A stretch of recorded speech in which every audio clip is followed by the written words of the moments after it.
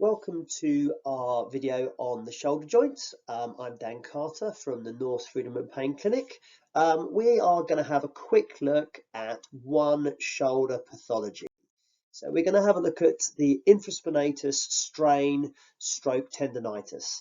This is a relatively common injury, and we're going to talk a bit more about it. So rotator cuff injuries make up 65% of shoulder pathology. So it's a big player, okay?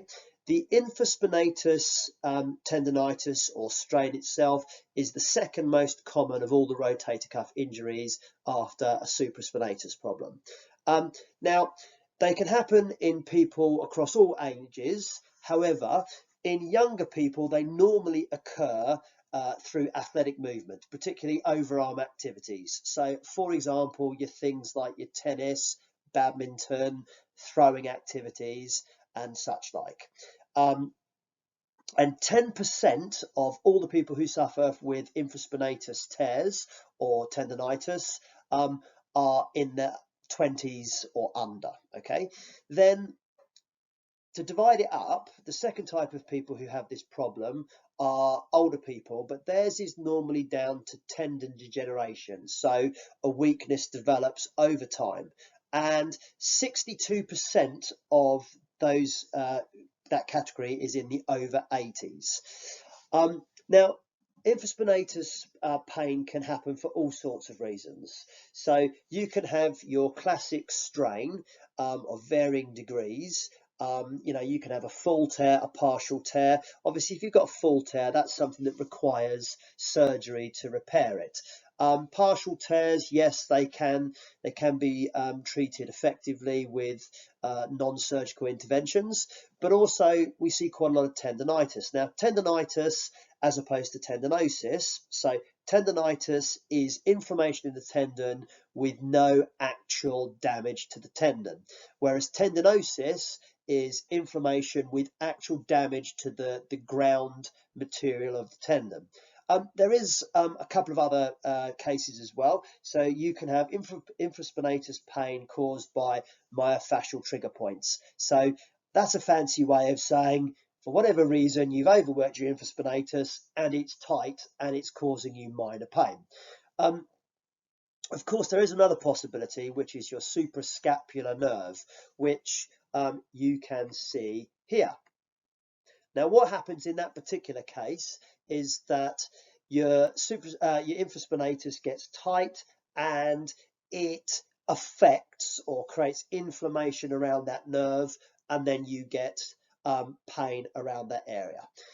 As we said, it is very common in sort of overhead sports, but also there's lots of activities. So if you're a carpenter and you spend lots of time drilling things above your head, likewise, if you're a painter, these things are quite common.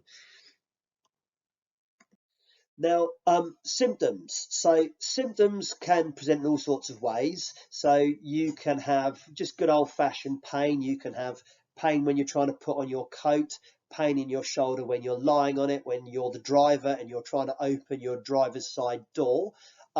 Often the pain occurs at 80 degrees of abduction and then lateral rotation.